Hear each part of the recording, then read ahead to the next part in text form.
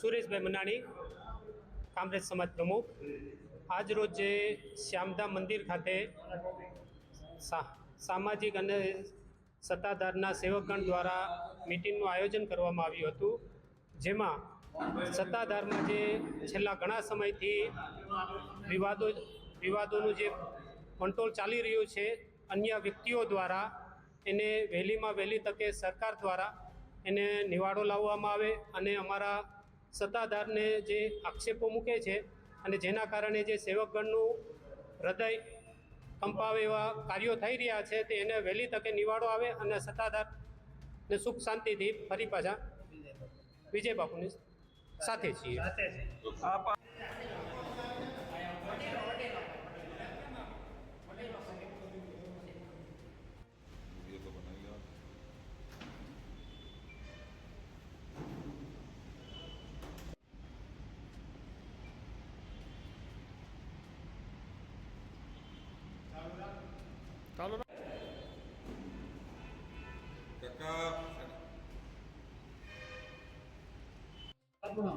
મારું નામ જયુ ટાંક છે. શું રજૂઆત કરવા છે?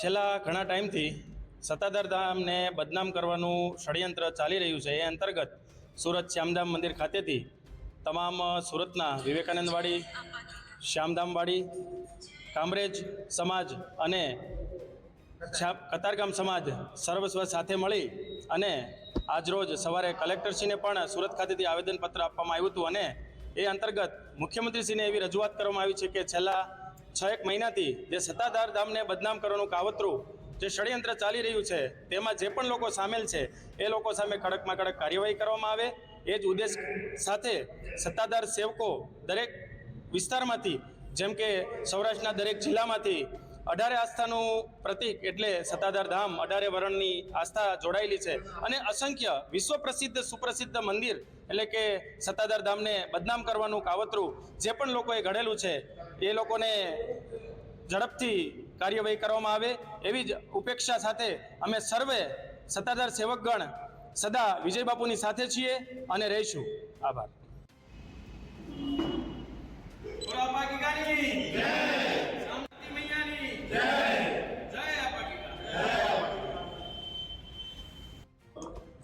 મારું નામ કાંતિભાઈ ગરનારા છે. આજે શ્યામધામ મંદિર સુરત ખાતે અમારા તમામ જ્ઞાતિના અને સત્તાધાર સેવકગણ 18 આલમના ભાઈઓ, ધાર્મિક ભક્તિઓ અહીંયા સાથે મળી અને એક રજૂઆત એવી કરીએ છીએ કે છેલ્લા 2-3 મહિનાથી અમને સત્તાધારના મહંત ઉપર જે કંઈ ખોટા આક્ષેપો થઈ રહ્યા છે, પાયા વિહોણા જે છે એને અમે વખોડી કાઢીએ છીએ.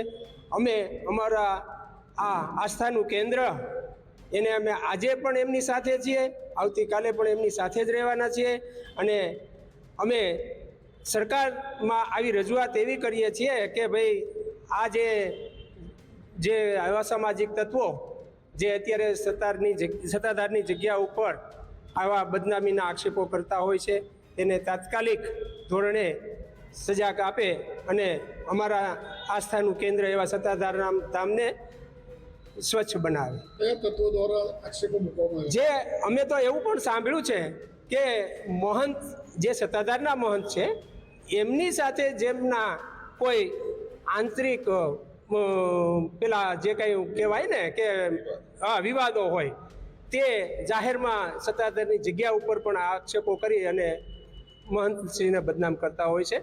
એટલે અમે આજે પણ મહંતની સાથે છીએ અને આવતીકાલે પણ સદાય એમની સાથે જ રહેવાના છે.